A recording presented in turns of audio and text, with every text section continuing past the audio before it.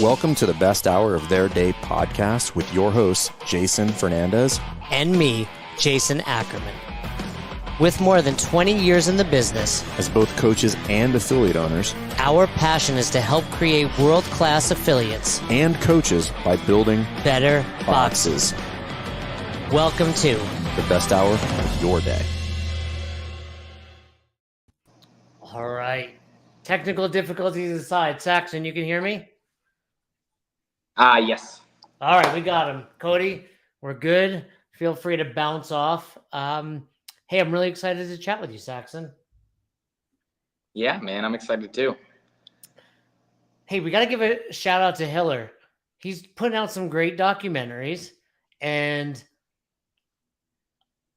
I turned on the Mayhem one whatever day I reached out to you. I was like, I put it on. I was doing like an hour on the rower, just trying to occupy my mind. And you came on, and I was like, this needs to be shared with more people. And kudos to Hiller, like, for keeping it in. You were on the bike, and your story and talking. I mean, you said some amazing things, and I think it's important for people to hear it. I'm really appreciate you coming on and being willing to talk about it. Yeah, I'm sorry. It's breaking up just a little bit. I said such nice things about you. Can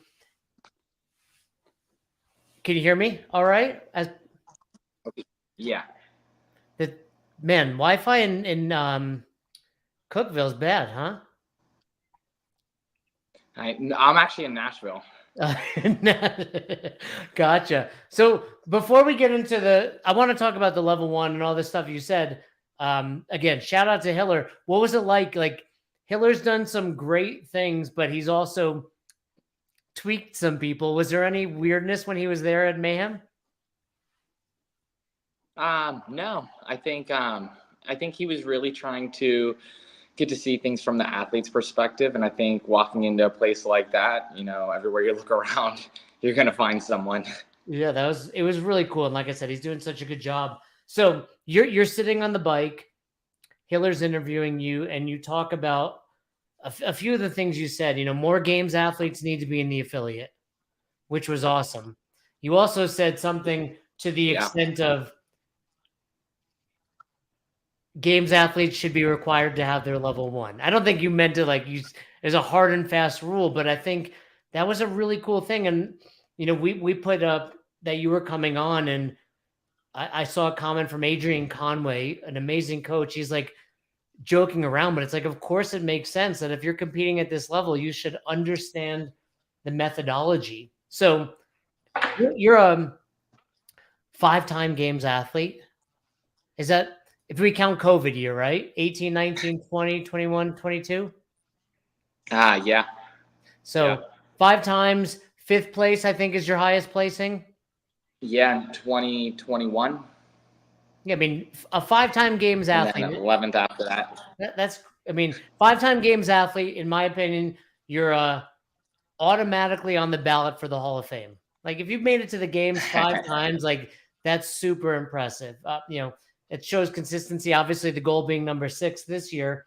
But tell me, one of the things, if you think games athletes should take the level one, how did taking the level one help you as an athlete?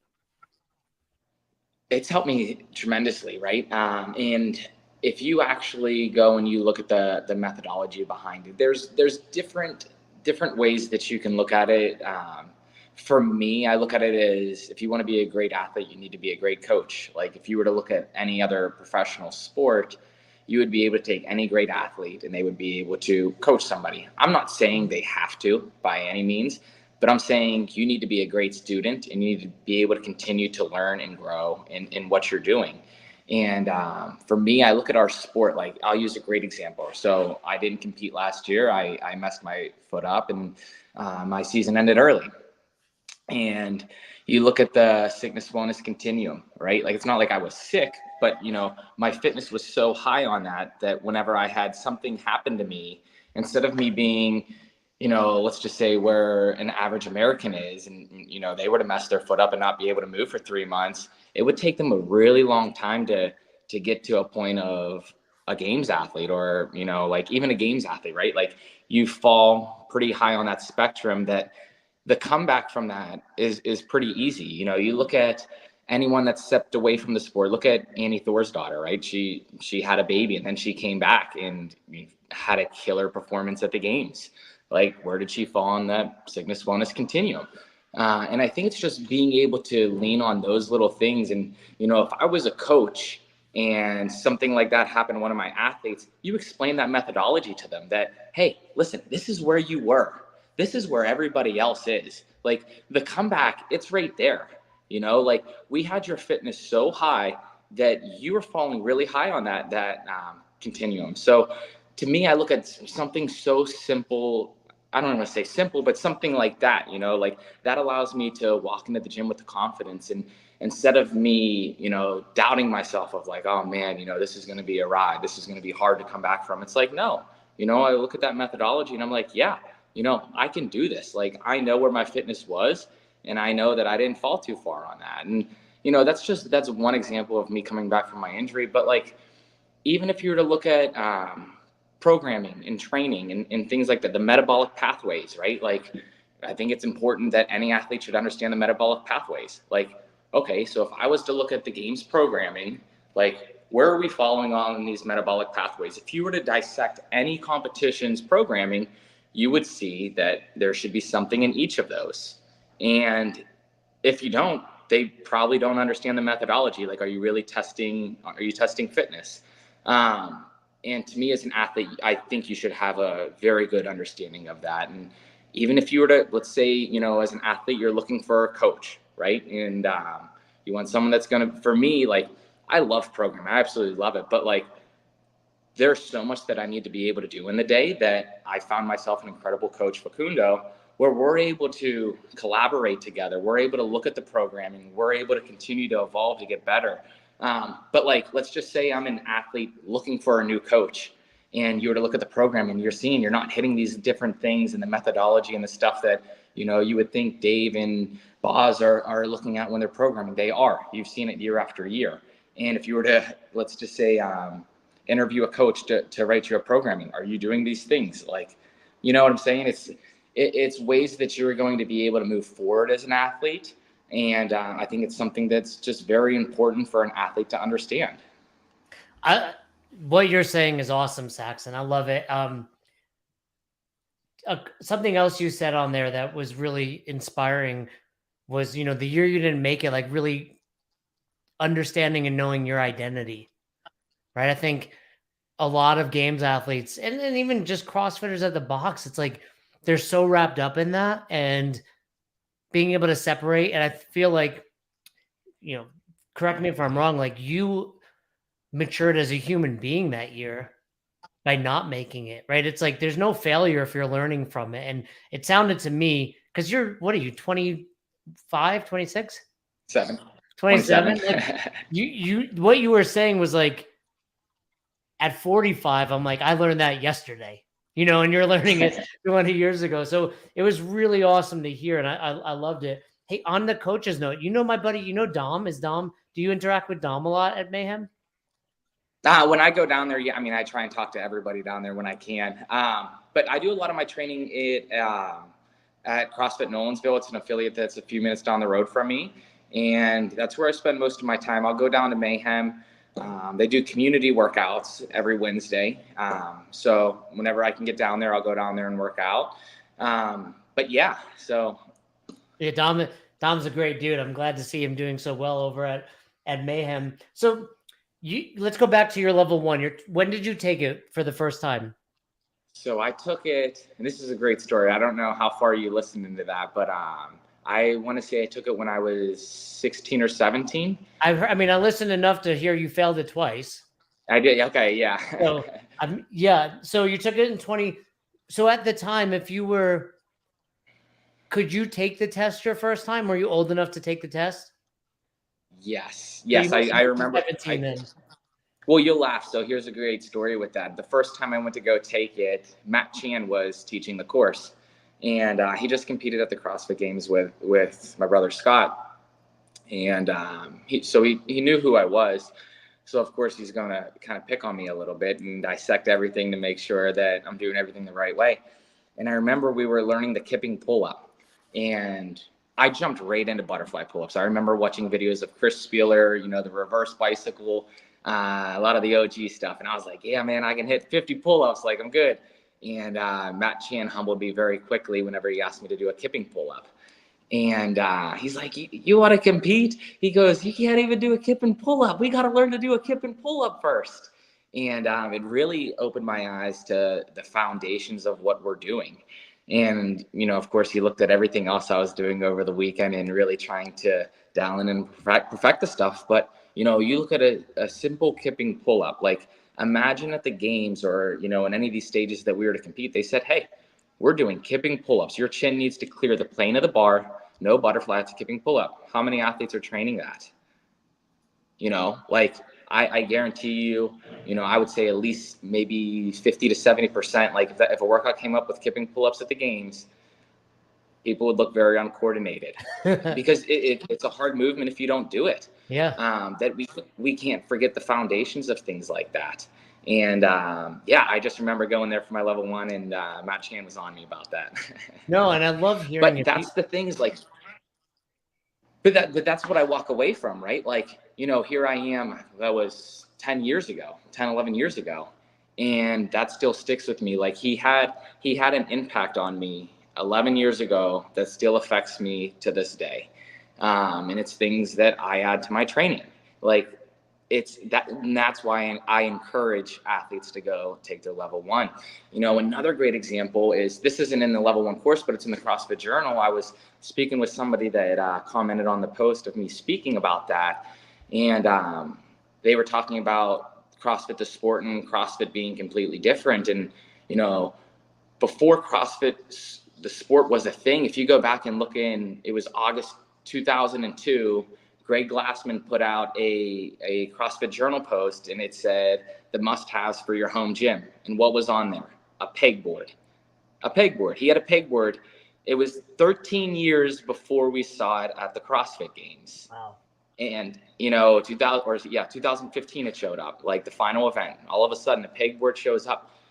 Athletes struggle to climb the pegboard, and you hear, this isn't fitness. I haven't seen this. I haven't seen that. Well, hey, if you went back and you read the CrossFit Journal and you understood the methodology, it's been sitting in front of you this whole time.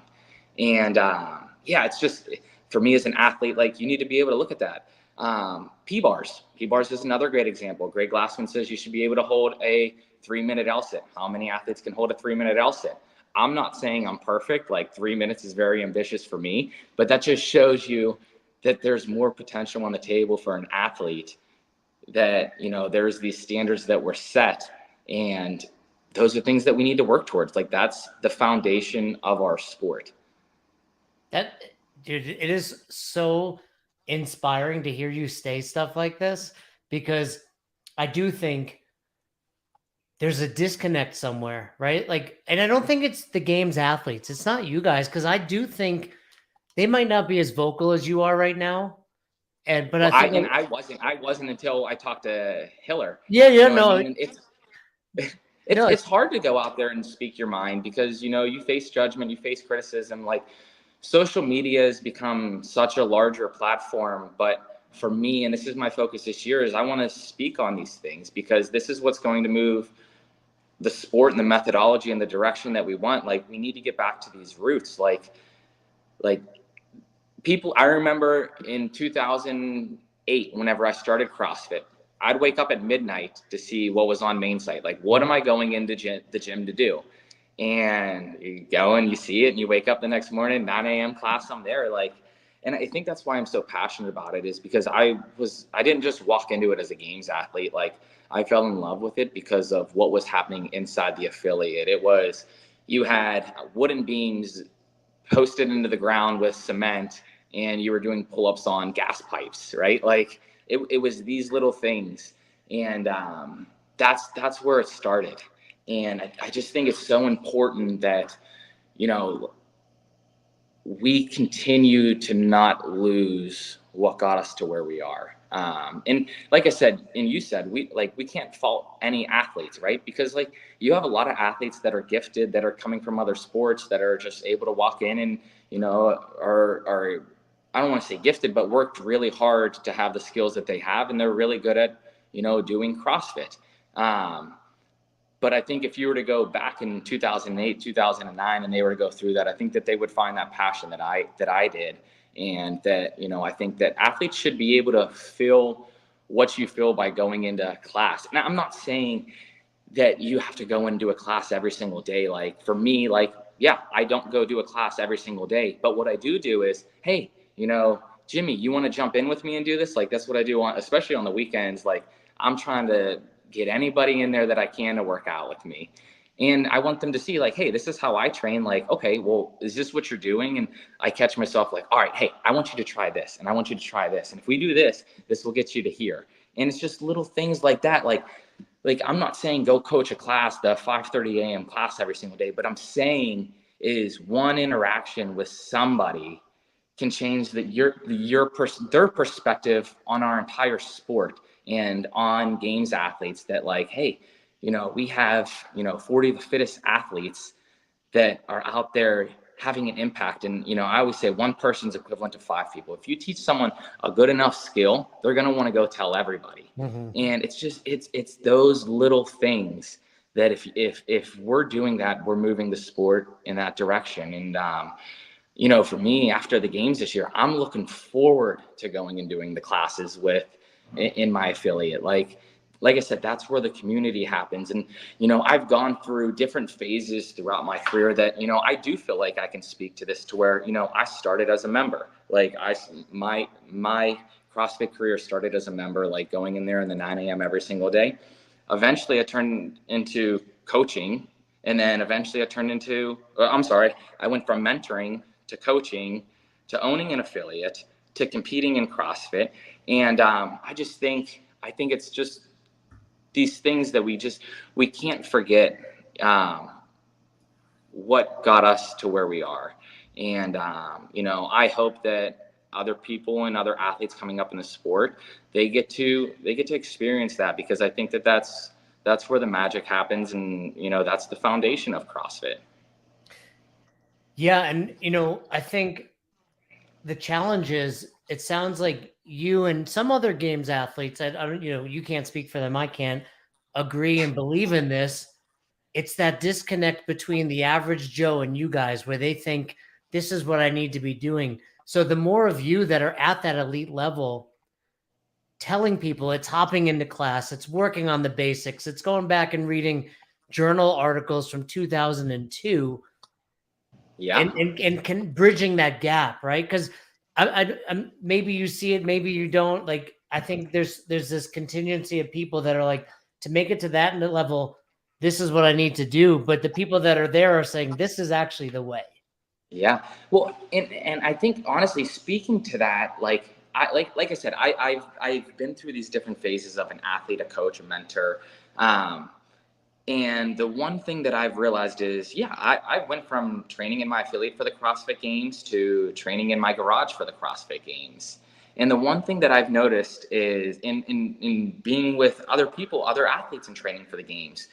And the one thing that I've noticed is, you know, when you're training by yourself, or maybe you're just with another games athlete, you know, training in isolation, like, I get some people, like, if that's what's going to work for you, then you do what's best for you. But what I'm saying is, what I found is, when things don't go the way that you had planned, and I spoke to this early on, but like, when things don't go the way that you had planned, like for me, I didn't compete last year, but I had no CrossFit community, like an affiliate, to where like everybody was like, hey, you know, like, we got you, man. Like, and it drove me back into an affiliate. Like, it drove me to wanting to coach in it, to wanting to help people. Like, and now in the relationships that I've built in the affiliate that I'm in, like, there's 15, 20, 30 people that want to come to the semifinals and go to the CrossFit Games. And it's like, okay, wow. So like, these guys are behind me, and I'm behind them in what their goals are. And I think that's more of like the magic that I'm speaking to, is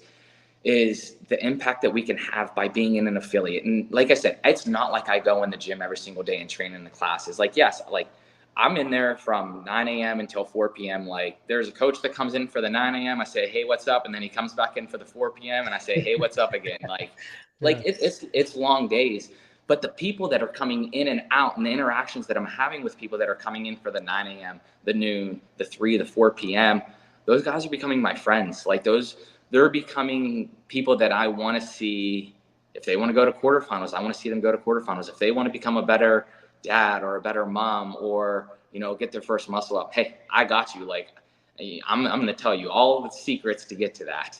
And it's just those little interactions. It's not, hey, 4:30 class, let's line up. We're going to do some plyometrics. Like, yeah, I can't wait to do that in the off season because I love coaching, but I'm not saying every athlete has to be doing that. I'm saying it's just little interactions and little things that you can do to change these people's lives. Like, and I have a great example in my affiliate. I had a guy that came in and he had a triple bypass heart surgery. And he couldn't lay down and stand up off the floor and without him having to sit down on the bench. And I remember there was a doctor that brought him in. He was a vascular surgeon. And he's like, hey, man, you might want to take it easy on him. Like, this is the stuff that he had. And I was like, that's fine. We'll take good care of him. And he fell in love with the sport. This guy would come to my house and train, and whenever the gym was closed, like he was always showing up to want to get trained. And, you wouldn't believe it, but he's doing 15-foot climbing ropes and doing squat snatches. And, he's in his 50s, 60s now. But like he's moving, he has health. And for me, I look at that and I'm like, wow, like the impact that you can have on one person, like that guy's life changed forever. He now understands health. He now understands fitness. Like somebody that probably thought that there was no other way out and like this is how we have to live our life. And that's just my story. And I know every affiliate owner out there or anyone that's doing any type of coaching has a story like that. And I think the power of us as athletes and the impact that we can have on people as well doing that, I think it can also be amplified, right? Like, like imagine if you have the fittest man on earth that, told you that story, right? And they're like, wow, like the fittest man on earth came in, I couldn't even do a rope climb. Or fittest woman on earth, like she was teaching me, I couldn't even do a burpee. And here I am doing this. And of course they're going to go tell their friends. It's going to drive more people into an affiliate. It's going to drive more health and more change into the entire space. Yeah, it's incredible. And like you're saying, that ripple effect you can have. And I think something you're touching on is care, right? Coach Glassman talks about it, and it's continued to be carried forward by seminar staff and more, where it's that care factor, and you clearly have it. And it's whether it's someone with triple bypass or like you said, just getting someone their first rope climb. It's really awesome to hear this. Yeah. Let me ask you this: you take your level 1, and the first time you said you failed it. And it's because you didn't do any, you put your ego aside, I think, when you eventually passed the boat. What did you go into that first one where Matt Chan taught? How did you go into it wrong? Very wrong. So I went into it. I was like, listen, I've been doing this since 2008 and I know what I'm doing. I know CrossFit. But I didn't look at the journals. I knew what I knew by going in an affiliate, and that was just that gritty CrossFit, like, you didn't wear grips, you didn't have a belt, you just freaking put your head down and worked. And, I had the ego going in of like, I know what I'm doing. And I remember I went with my twin brother and he's like, I passed. And I was like, nice, I'm sure I did too. And I didn't. And I was like, oh man. And I remember going to the games and I was talking to, I think it was Joe. He was doing it and he came out to me, he goes, how'd we do? Did we pass? And Joe Westerland? Goes, yeah. What? Was it Joe Westerland? Yeah. Yeah. Yes. And he's like, how'd we do? Did we pass? And Spence goes, yeah. And he looked at me and I was like, no, man.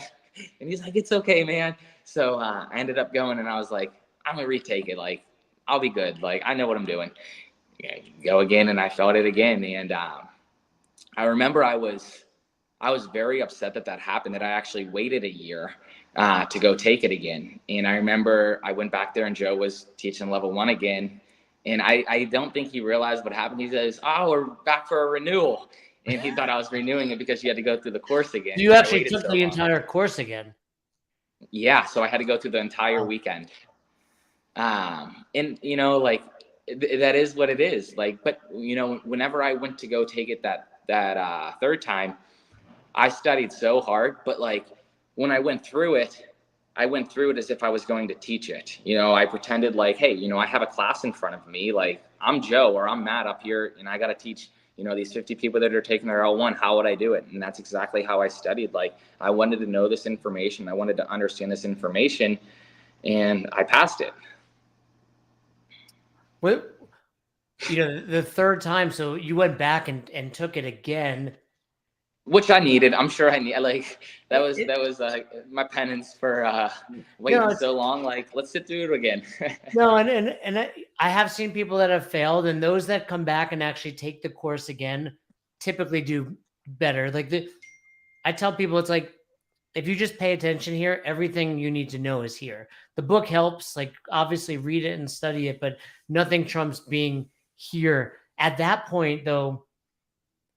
You've been doing CrossFit for so long. What did you, going through it a second time, what did you learn differently than your first time through? I was much more present in the things that were going on. And as they were teaching it, you know, we get to take our notes and everything. And I was thinking, okay, like if I was to kind of dumb this down, what are the key points that, like, there's a lot of information that comes across, but I'm like, okay, really, what is the life-changing points here? Like what is the methodology? Like if Greg Glassman was here, what would he be saying? And really it was just kind of taking those little points out of, you know, each I'm not seminar, but each what do you call it, like curriculum, like part of the curriculum that we're going through over the weekend. That it was really just being present and being able to take those little things that if I was to teach it, like this is what I would say. And you do that and you're good to go. Hopefully. Did you nail the Kipping pull-up the second time at least? I did. I went home and I practiced. Like I said, never again. It's funny because to this day, we'll teach the Kipping. There's always a handful of people that can't do it. They're like, but I butterfly. And I think it's all the things you said. It's like, cool, but what if? Like we've seen Strict Nate, right? Was it years ago at the regional level and other times where it's like, hey, this is the standard today. And if you can't get your chin over the plane, or I think, let me hear your take on this.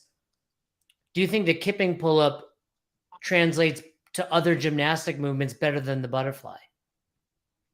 100%. Absolutely. I think the energy and the fatigue that you're like the energy exerted in that movement compared to a Kipping pull-up is much more. But I also think the muscle fatigue that you're gaining from it and the time under tension is going to be significantly higher as well. I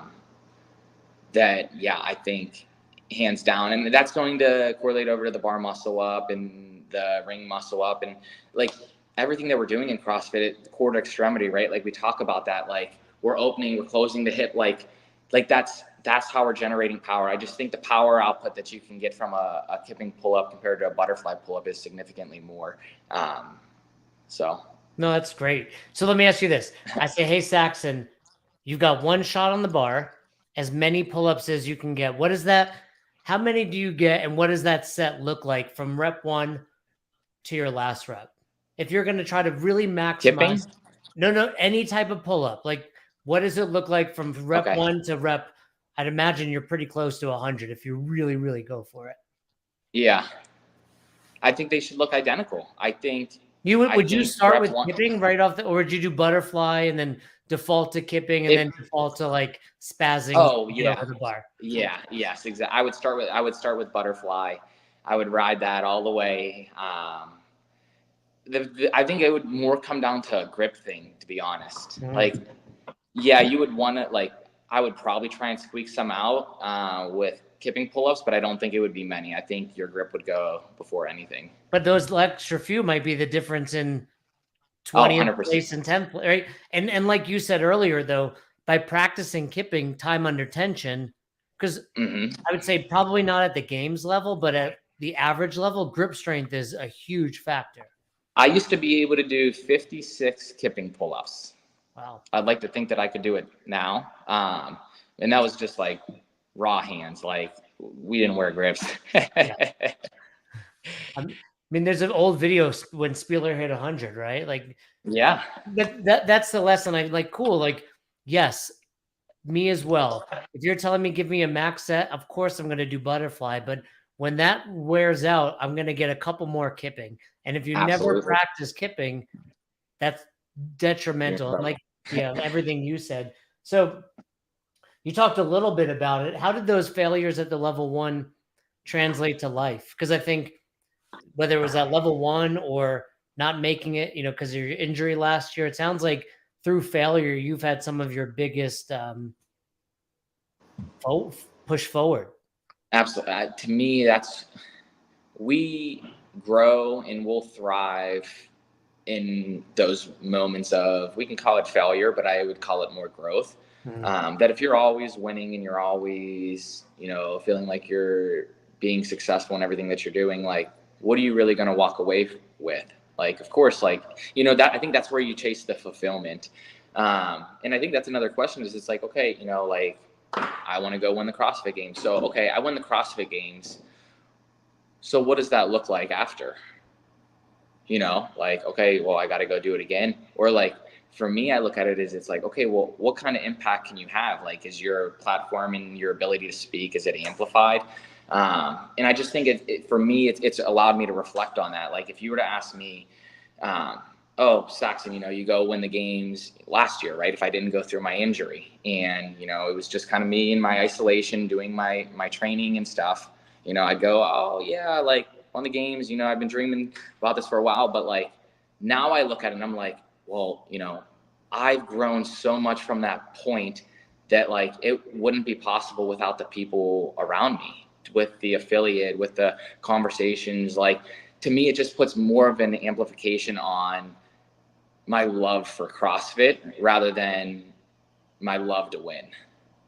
Love it. Yeah, I think the most successful people in life are surrounding themselves with great people, and that's for their highs and for the lows.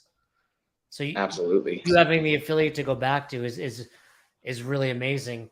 What's next? I mean, obviously, short term semis, games, and then as far as coaching, what's next? Yeah, that's a great question. No, absolutely, and really, I think that's what I kind of reflected on. By not going to the games this year, this was the first time. Like, I've been to the CrossFit Games, whether it was as a spectator, whether it was coaching Scott, or whether it was competing since 2000. Hold on, your audio. Your audio. Since when? Since you were coaching Scott? Since what year were you there? Sorry, that my wife's in her car. I think my phone might have hooked up. So if you hear kids screaming, that's my girl. I get in the car and Baby Beluga pops up from my wife's phone all the time. But it was my first time missing the games, like watching the games from since 2012 in any type of capacity, that I realized that there needs to be a plan for when I'm done competing. And I'm so happy that I went through that, because I would have hated to have gotten to 35, 36, 37, depending on how long I want to compete, and been like, oh, wow. Like, now what? Yeah, exactly.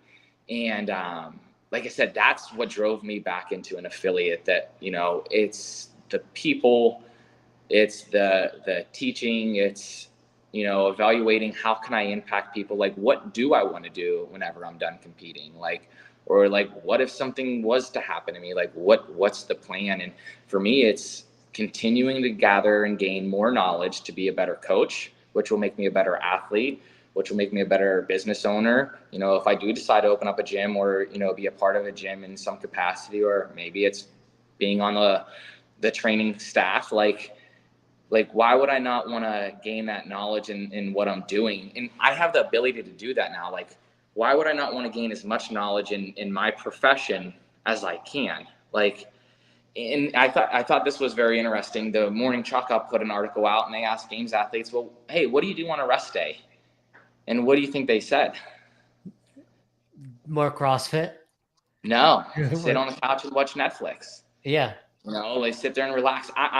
You have to recover. I'm not saying that by any means.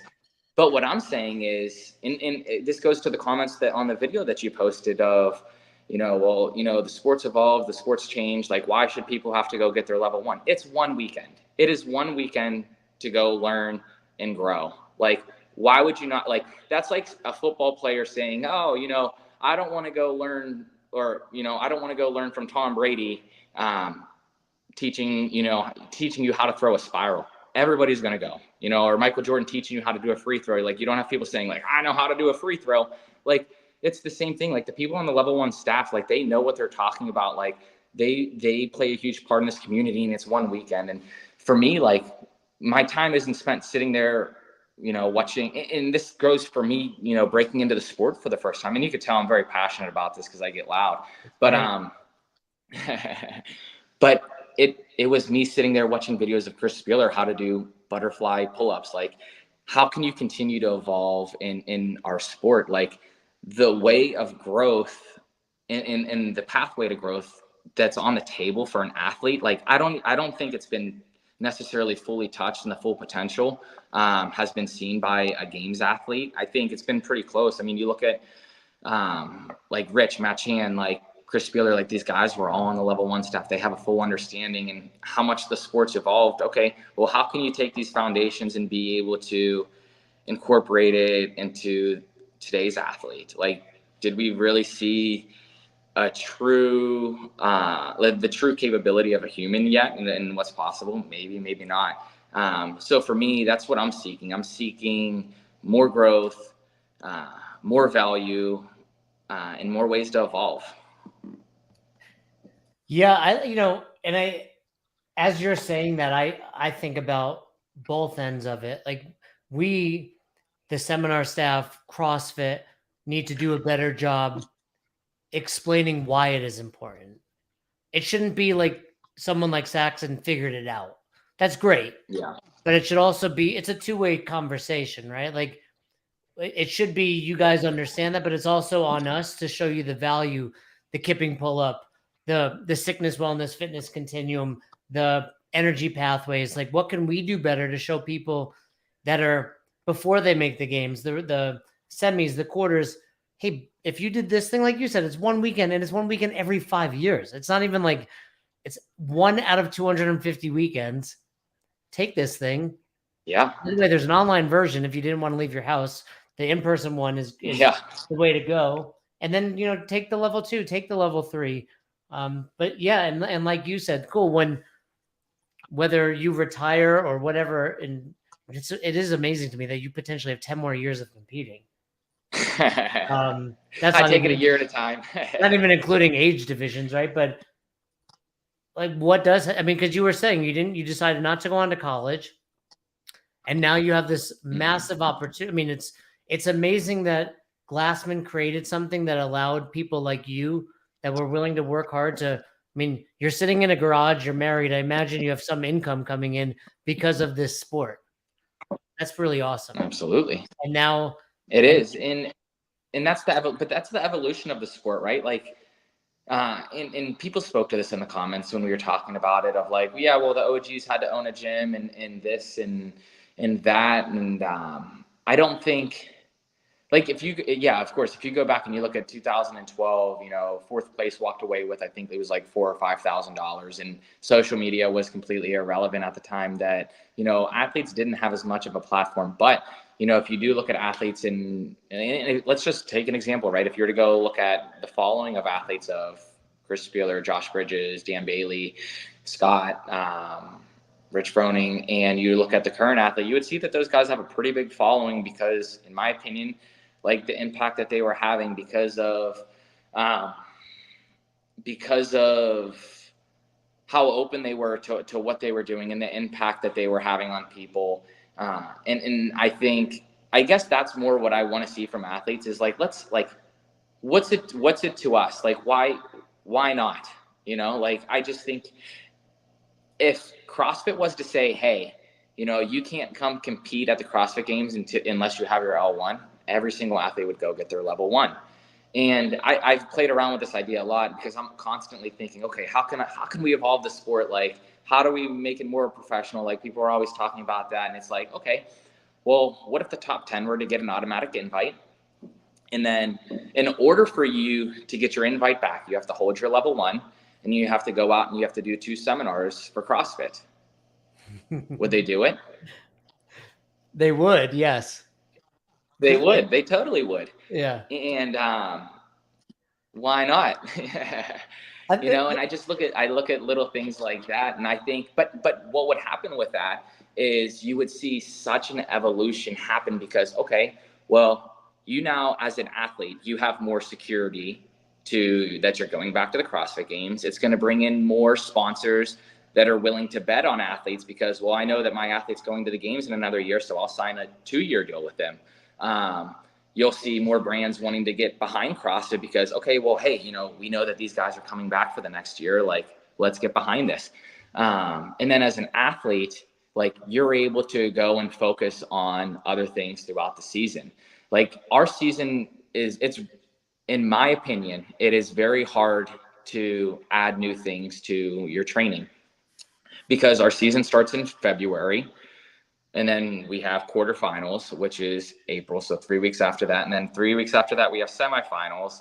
And then 5 to 6 weeks after that, we have the CrossFit Games. So from February to August, and realistically, most athletes, they don't train much in August to September, and you have an off-season event you do. So like, you're leaving three months maybe on the table that, okay, well, what can I do in 3 months? Like, you know what I mean? Like, you have to act very quickly if I want to go work with an endurance coach or a weightlifting coach or a powerlifting coach. And you want to step a little bit away from the CrossFit methodology and specialize in some different things that you can bring back into CrossFit. You're able to afford to step away from having to be fit pretty much year round, to focus on those different things, only to bring it back full circle and add those things back to your training. Like, a great example is you look at Matt Frazier. He has an Olympic weightlifting background. Like, that's what he knows. He knows that like the back of his hand.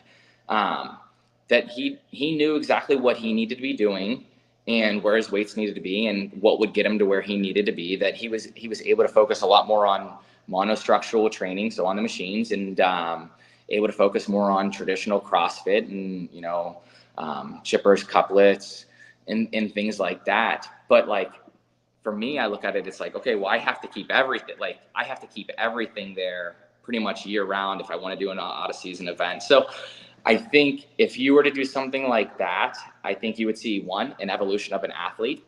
But I also think you would see athletes be willing to get behind CrossFit a little bit more and maybe push the methodology and the training and actually like be a part of CrossFit.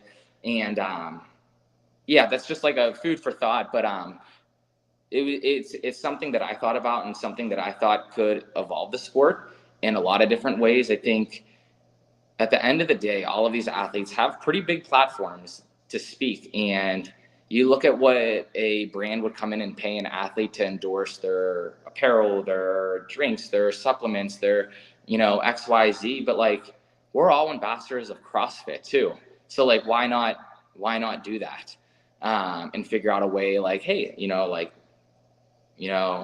A athlete has, 5 million followers and B athlete has 7 million followers. You know what I mean? And like, if you can actually start to see them go out and do these seminars or just different things where you're going to be able to endorse CrossFit a little more, I think you would see the growth of the sport amplify significantly. Yeah, and it takes conversations like this for things to change and evolve. So I love it. Hopefully somebody hears that, and whether it's next year or in the future, it's not that and crazy most either. Athletes are saying stuff like that, and most athletes, want things a certain way. But I think it's important for me. I feel like I look at things from the outside of like, okay, if I wasn't competing, what would I do? Like, how would you evolve the sport? Like, would that push athletes to want to be more involved with CrossFit and be a part of it? And I think it's just looking at more of like a longevity play with things for an athlete. Like, we're now to a point like, if you look at the OG era, most of them went to college. Most of them have degrees. Most of them, own an affiliate or, do something else. For me, all I know is CrossFit, and that's fine. I wouldn't trade that off. I wouldn't want it any other way. But like, we're seeing that happen more and more, especially when you have the teen division. I was talking to 2 teens over their semifinals, kind of helping them through, game plans and things like that. But like, what happens when you have this 14, 15-year-old and then they go 16, 17, and now they have to make the decision of, I've been to the games 4 times. Okay, next year I'm going to be going up to the big boy division. And do I go to college? Do I focus on, I'm making money from sponsors? Do I do CrossFit? And I think it's looking at, okay, how do we take care of these athletes? And this is what I'm so blessed from my experience was because I faced that decision as well. And for me, I went and got my level 1. I knew that I could open up a gym. I knew that, I could go be a firefighter, right? And be able to use my skills as, my physical skills where they're needed, or a police officer or things like that. And, I think it's being able to have those conversations and look for the future, because that's happening. It's already happened. We just haven't seen it to the point of okay, what happens when these athletes come to the end of their career? What's their plan? Yeah, that, it's all great stuff, and it is so early on, right? Still, but I think we're going to see some of this over the years, and it's like you said, it's you and the rest of the game's athletes taking advantage of the platform that you have and doing the right thing, which is exactly what you're doing. This is fantastic. Fantastic. So you compete in 2 weeks, right? Semis? You're breaking up. When's semis? 2 weeks from now? Yeah. So semifinals will be 2 weeks. Not you're how far is Knoxville from you? A couple hours? Yeah, it's about 2 hours. Awesome. And then after that, games, do you have a goal of the level 4 one day? Yeah, definitely. Nice. Cool. Well, I want to know it all. I love it. I love it. Well, you're on the path, and it's really inspiring. And I know from the people in the comments and from the people that have been on social media, people like you, Saxon, as crazy it is at 27 to be an OG, you've been around, and the more you speak about this, the more it happens. And CrossFit's still the best thing out there. And we just need more people like you and everybody else speaking the positive stuff. There's nothing to be gained by throwing the negative stuff out there. Tell people, do it for the right reasons, care about your members, and we're going to continue to see this thing moving forward. So before we wrap up, shout out again to Hiller. I think he did a great job on that documentary. Everybody go watch it. It's on YouTube. It's really awesome to see Hiller, his evolution, right? From just little clips of documentaries. It was really great. Kept my attention. Of course, I was on a rower. I had nowhere else to go, but it was good. And I want to give you an opportunity, like you were saying, your income. Anybody that you want to shout out, your sponsors, anyone that we can help support you?